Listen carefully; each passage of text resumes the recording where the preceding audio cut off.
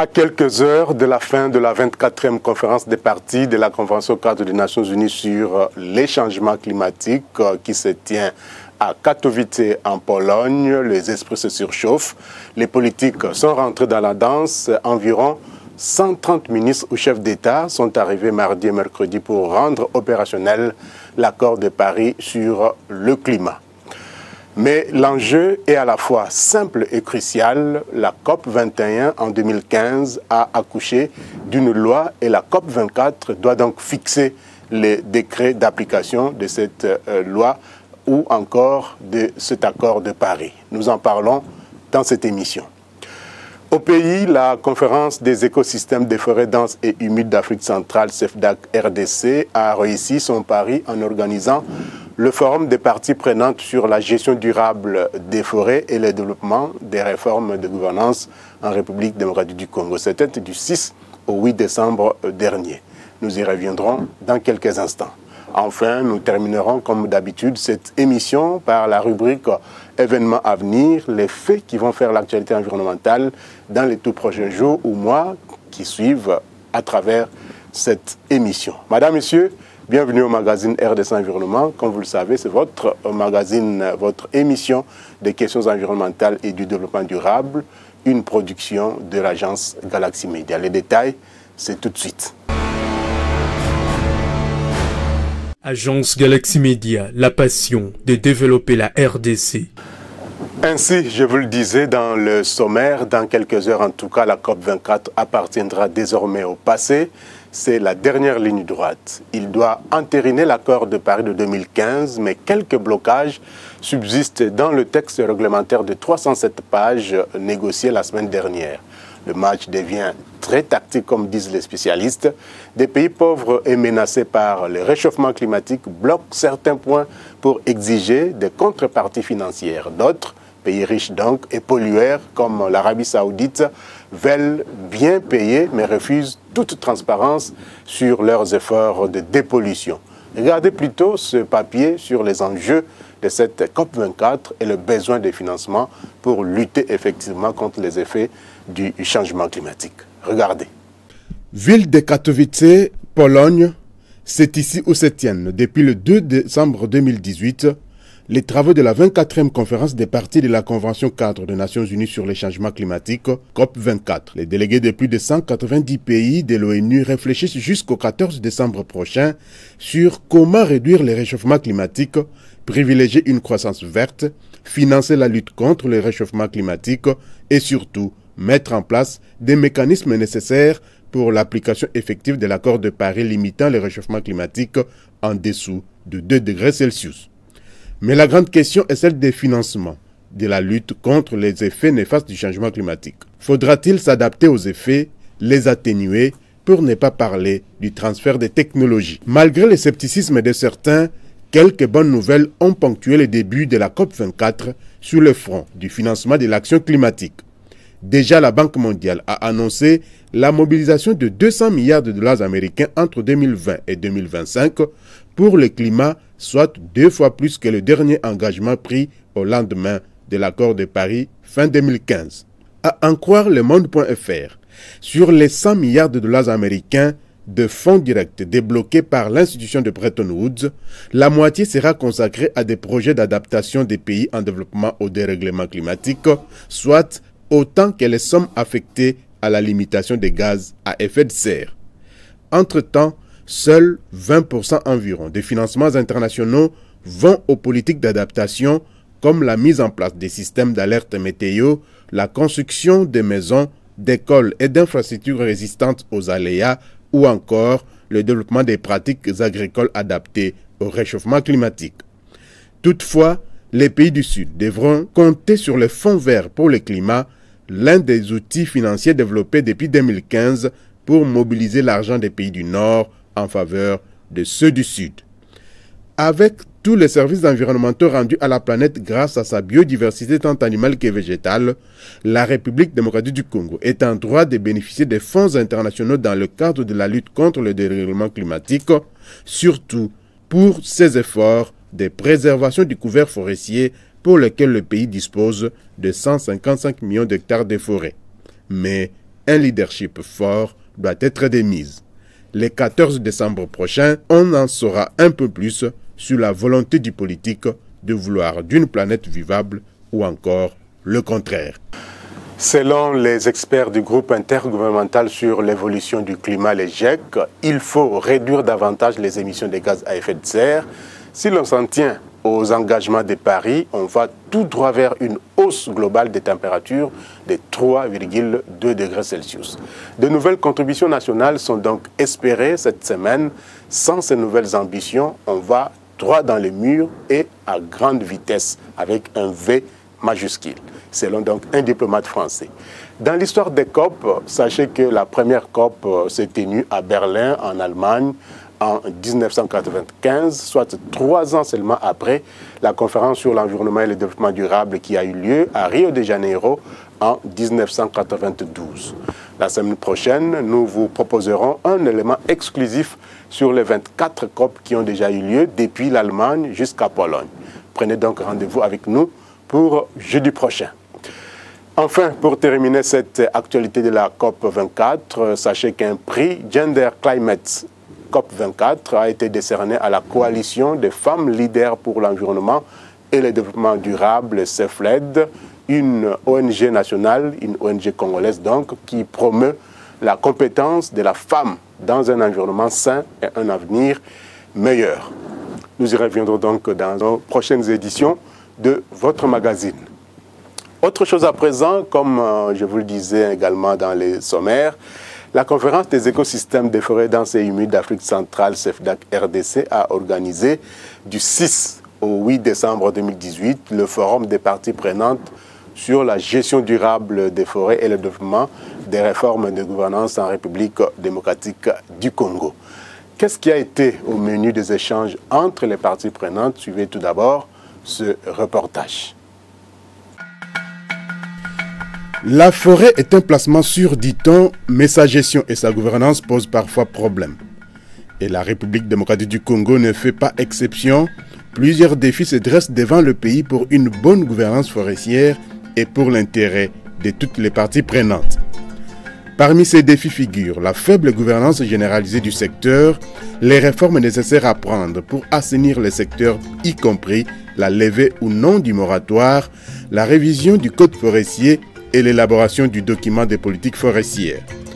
D'autres défis se résument en termes d'application des dispositions légales et réglementaires dans l'ensemble du secteur, de déficit d'une vision holistique non partagée sur la gestion des forêts dans leur globalité et autre allocation des ressources nécessaires et la faible diversification de l'économie forestière.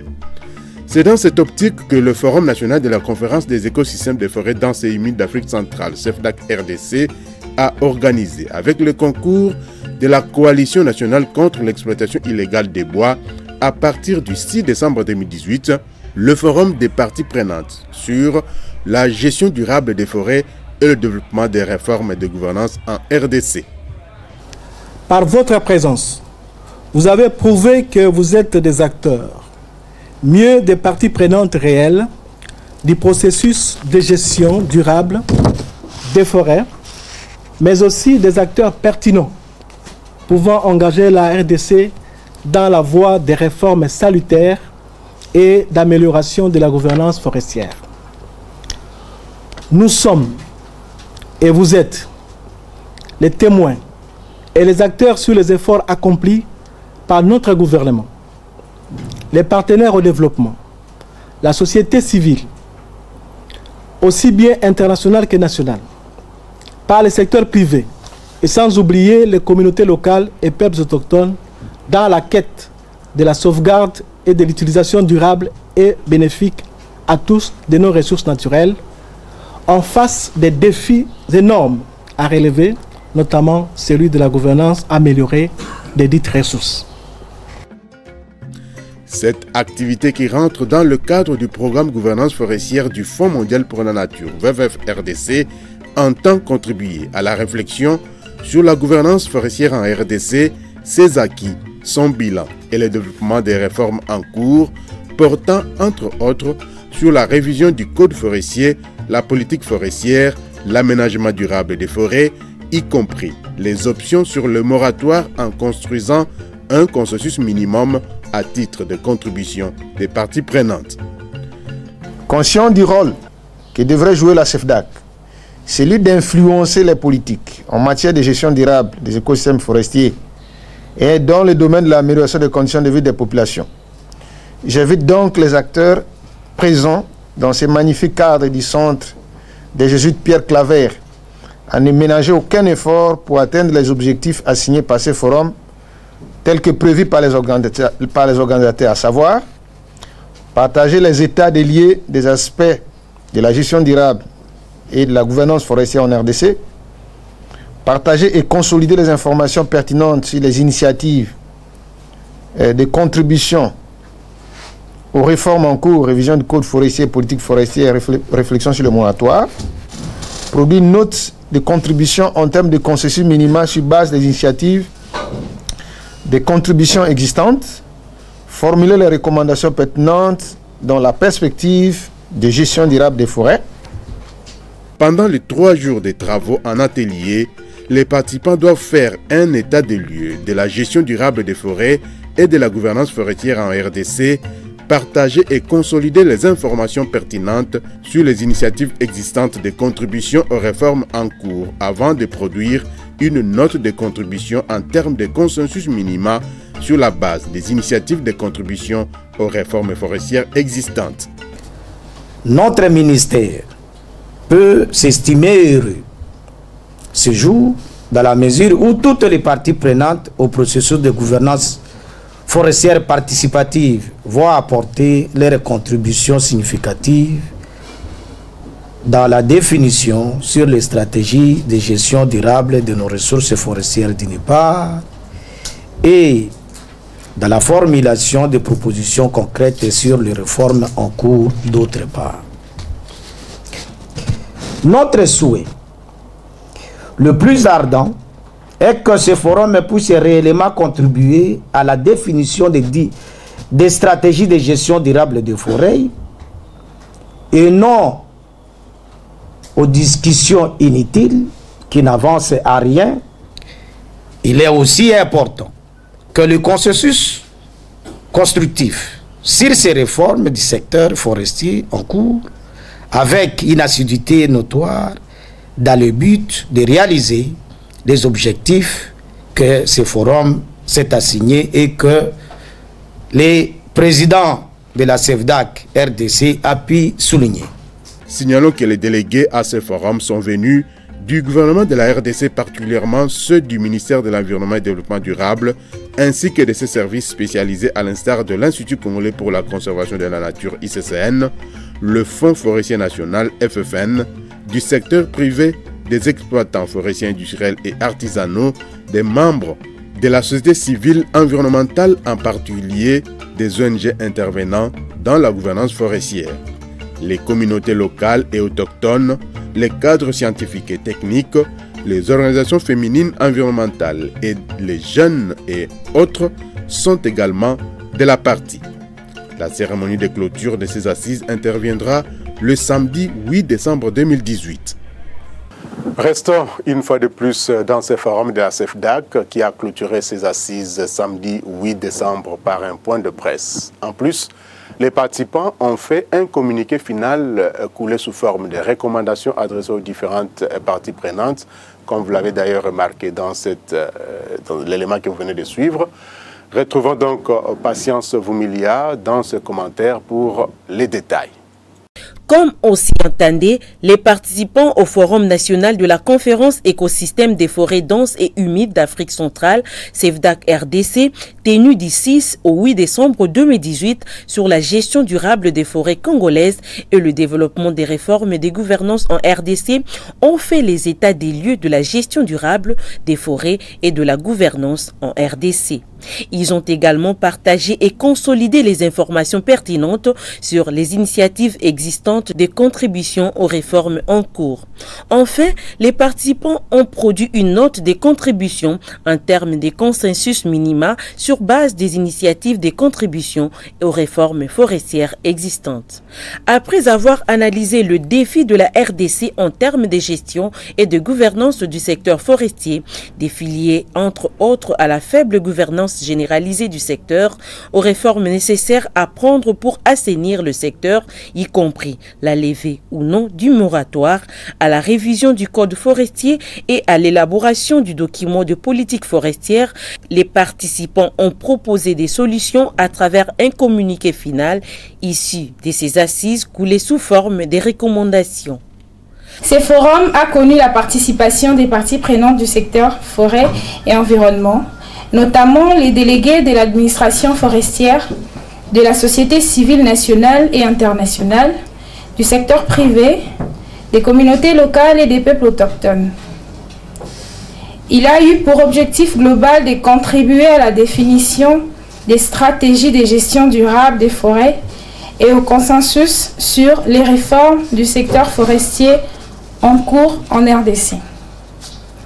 En termes d'objectifs spécifiques, il s'y est de rappeler que les forums étaient une occasion pour les participants et participantes de partager les états des lieux des aspects de la gestion durable et de gouvernance forestière en RDC. 2. De partager et consolider les informations pertinentes sur les initiatives des contributions aux réformes en cours. 3. De produire une note de contribution en termes de consensus sur base des initiatives des contributions existantes. 4. De formuler les recommandations pertinentes dans la perspective de gestion durable des forêts en RDC aux décideurs d'aujourd'hui et futurs. À l'issue des travaux en groupe et la mise en commun qui s'en est suivie, les forums des parties prenantes sur la gestion durable des forêts et le développement des réformes de gouvernance en République démocratique du Congo a validé la note des contributions et mémorandum des parties prenantes assorties des recommandations suivantes. 1. Au renforcement de l'assainissement du secteur forestier et faunique, à l'élaboration de la politique forestière, à la lutte contre l'exploitation illégale, à la lutte contre l'impunité des criminels forestiers et fauniques, au renforcement des inspecteurs forestiers et des écogardes, à l'équipement des services du contrôle forestier et mise en place d'un mécanisme de contrôle efficace dans les frontières. 2. À redorer l'image du secteur forestier et permettre à celui-ci de contribuer suffisamment au bien-être des Congolais et au budget national par une fiscalité transparente et saine. 3. À renforcer la participation de la société civile environnementale comme une des parties prenantes importantes dans la conception et élaboration et mise en œuvre des politiques et programmes du secteur des ressources naturelles, capables de proposer des idées et initiatives allant dans le sens d'améliorer la gouvernance afin que les ressources naturelles contribuent au trésor public et bénéficient réellement aux populations locales et peuples autochtones. L'application des dispositions légales et réglementaires dans l'ensemble du secteur doit être de mise pour une bonne gouvernance tout en comblant les déficits d'une révision holistique non partagée sur la gestion des forêts dans leur globalité et l'allocation des ressources nécessaires ainsi que la faible diversification de l'économie forestière. Le point de presse qui a suivi a contribué à éclairer certaines zones d'ombre sur la gestion durable de forêts congolaises et le développement des réformes de gouvernance en RDC. Pour une implication totale des acteurs politiques dans les questions environnementales et surtout dans la gestion durable des ressources forestières du pays, les participants ont adressé un mémorandum au candidat président de la République et députés nationaux appelés à gérer le pays et à légiférer sur les aspects écologiques pour un développement durable de la RDC. Il convient de noter que cette activité organisée par la Conférence des écosystèmes des forêts denses et humides d'Afrique centrale, CEVDAC RDC, en partenariat avec la Coalition nationale contre l'exploitation illégale du bois, CNCIB, a bénéficié du soutien financier du Fonds mondial pour la nature, WWF RDC, financé par NORAD et rentre dans les cadres du programme Gouvernance forestière de WWF RDC. Enfin, les participants à ces assises ne se sont pas limités à formuler des recommandations dans les communiqués finaux. Ils ont également fait un mémorandum à l'endroit des candidats présidents de la République et des députés nationaux. Circonstances de la campagne électorale et des élections obligent. Je vous laisse découvrir le contenu d'une partie de ces mémorandums dans cette lecture de J.R. Bowela.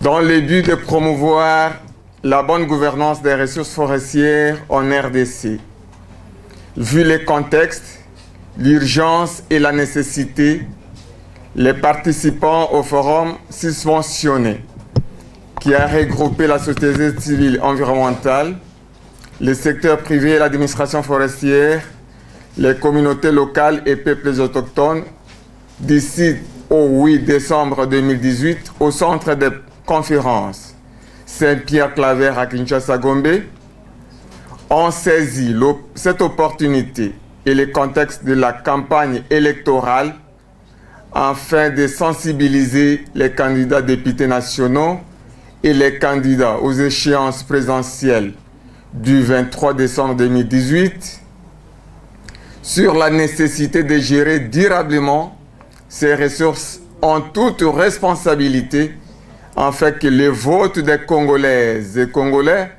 des femmes, jeunes et de toutes les couches sociales de la population se transforment en un vote utile. Le présent mémorandum est structuré autour des points ci-après, dont les contenus ci-dessous à chaque point correspondant. 1. Contexte particulier, enjeux et connaissance des ressources forestières de la RDC. La République démocratique du Congo a une superficie de l'ordre de 155 millions d'hectares de forêt, soit 66% de la superficie nationale, répartie en forêts denses, humides, forêts de montagne, forêts sèches et les mosaïques des savanes.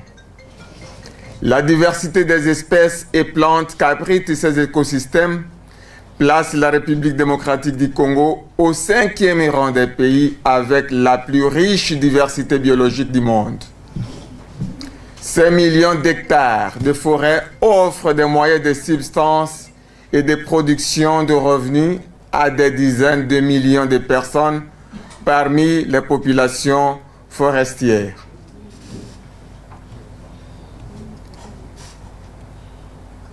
Deuxième poumon forestier mondial, après l'Amazonie, le rôle des forêts congolaises dans la lutte contre le réchauffement climatique et la réduction des émissions de gaz à effet de serre n'est plus à démontrer.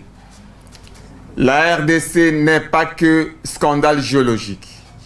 Elle est aussi une puissance environnementale et pays de méga biodiversité avec un patrimoine impressionnant des parcs nationaux et des réserves naturelles avec des espèces endémiques qu'on retrouve uniquement en RDC, parmi lesquelles quelques espèces phares comme le bonobo, l'okapi. La gestion durable des ressources forestières de la RDC, dans une approche holistique de ces différentes vocations et fonctions éventuelles, économiques, sociales, environnementales et culturelles, en privilégiant une mosaïque d'usage dans la perspective de prise en compte des générations présentes et futures, constitue le socle d'une vision éclairée des réformes éventuelles à mener dans ces domaines et à la consolidation des acquis sur les bonnes pratiques de préservation, d'utilisation et d'exploitation durable et de gouvernance des ressources naturelles. Le deuxième point concerne la nécessité de gérer durablement les forêts pour le bien-être des populations, l'économie du pays et la lutte contre le réchauffement climatique. Les décideurs de demain, spécifiquement les candidats présidents de la République, qui sollicitent les voix du souverain primaire congolais, doivent savoir que préserver les forêts ou les gérer durablement est donc une nécessité impérative.